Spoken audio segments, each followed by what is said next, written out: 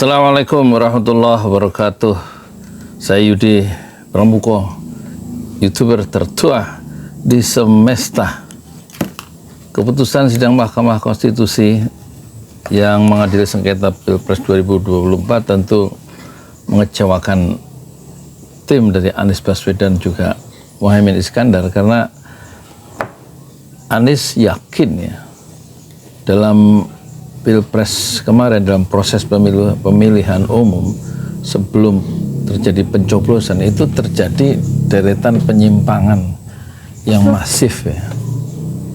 Dan penyimpangan yang masif itu, kata Anies Baswedan, kalau dibiarkan itu menjadi kebiasaan, dan nanti penyimpangan itu kalau dibiarkan itu akan dalam proses pemilu dan pilpres mendatang, itu yang terjadi bukan aspirasi rakyat yang muncul, bukan aspirasi rakyat, tapi aspirasi pemilik kewenangan atau sang penguasa. Dan itu bahaya ya, jadi kedaulatan rakyat itu menjadi tersingkir ya, dan yang menang itu adalah selalu yang memiliki kekuasaan.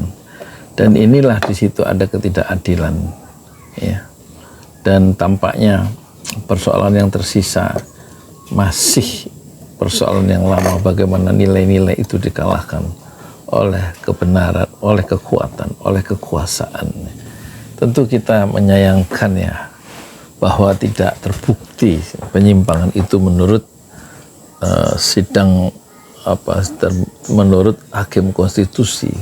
Jadi yang digembar-gemborkan oleh civil society, oleh ratusan akademisi yang lebih menekankan pentingnya suara moral, yang memuat suara moral itu adanya semacam politisasi bansos, kemudian pengerahan aparatur dalam penyelenggaraan pilpres kemarin, dan juga politik cawe-cawe presiden, itu semuanya dimentahkan ya oleh siapa?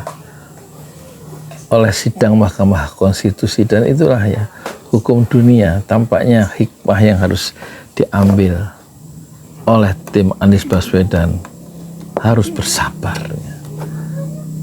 Pertempuran yang hak dan yang batil itu adalah bukan hanya sekarang, sudah dilakukan atau dilalui atau dialami oleh para pejuang-pejuang pendiri republik ini. Dan pada long term, pada akhirnya kemenangan sejati adalah kemenangan nilai, kemenangan moral. Mungkin ya yang berkuasa itu bisa menggunakan segala cara untuk memenangkan pertarungan secara kuantitatif, tetapi orang masih punya nurani ya.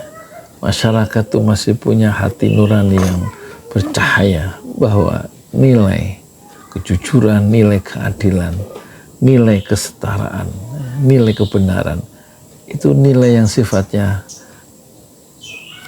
otentik, nilai-nilai otentik yang bersifat universal dan tidak bisa ditekan, tidak bisa dibungkam, tidak bisa dimusnahkan, yang tersimpan di lubuk hati sanubari yang terdalam. Mungkin sementara bisa ditekan, tapi satu waktu dia akan muncul memenangkan pertarungan dalam halaman sejarah politik Indonesia. Nilai-nilai kebenaran itu tidak selalu penguasa itu melakukan satu keputusan-keputusan yang tepat. Banyak penguasa-penguasa di Indonesia dalam sejarah, kalau kita lihat dalam sejarah politik, perspektif politik Indonesia modern, banyak melakukan keputusan yang tidak tepat, sehingga yang dirugikan adalah bangsa dan rakyat pada umumnya. Rakyat sudah kenyang, ya, sudah susah, sudah menjadi korban dari permainan politik para elit ya, bahwa mereka menggunakan kuasaannya dan secara otoritarianisme menjadi diktator dan melakukan represi terhadap masyarakat. Itu dialami dalam sejarah kita, dalam Orde Baru, Orde Lama, dan lain-lainnya.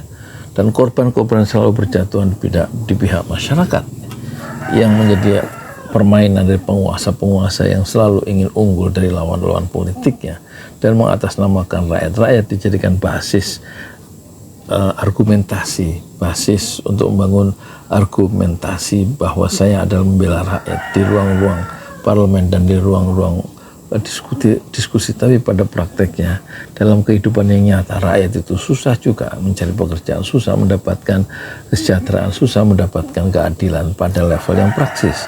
Tetapi penguasa selalu mengatakan bahwa rakyat adalah yang kami bela, tetapi pada prakteknya yang mereka bela adalah kepentingan diri sendiri, kepentingan keluarga, kepentingan kelompok, dan kepentingan oligarki di antara sesama mereka saja. Jadi rakyat sudah mengalami hidup dalam otoritarianisme, hidup dalam sikap diktator para penguasa kita, para presiden kita, dan hidup dalam represi, dalam tekanan yang luar biasa. Rakyat yang menanggung beban semua itu, dan rakyat juga bagaimana menyaksikan dan menjadi korban dari elit-elit, dari penguasa-penguasa yang berkolaborasi dengan pengusaha, kemudian melakukan korupsi dan juga melakukan persekutuan jahat, termasuk membangun nepotisme dan juga kolusi di antara mereka, dan mereka melakukan cawi-cawi terhadap yang seharusnya mereka bersikap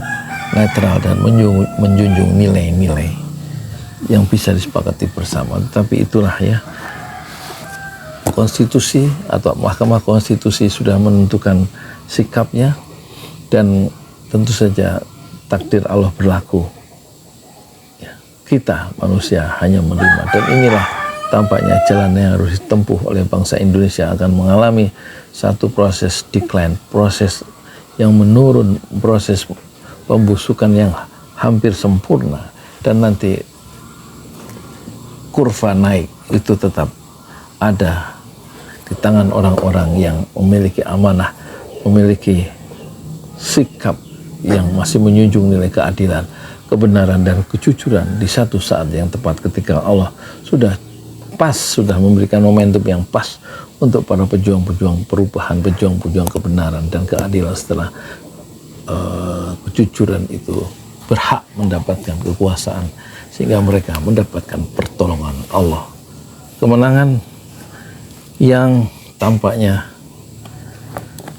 dikuasai oleh mereka itu bukanlah satu kemenangan yang sejati kalau memang berbasis pada kecurangan dan kebohongan. Saya Yudi Pramuko,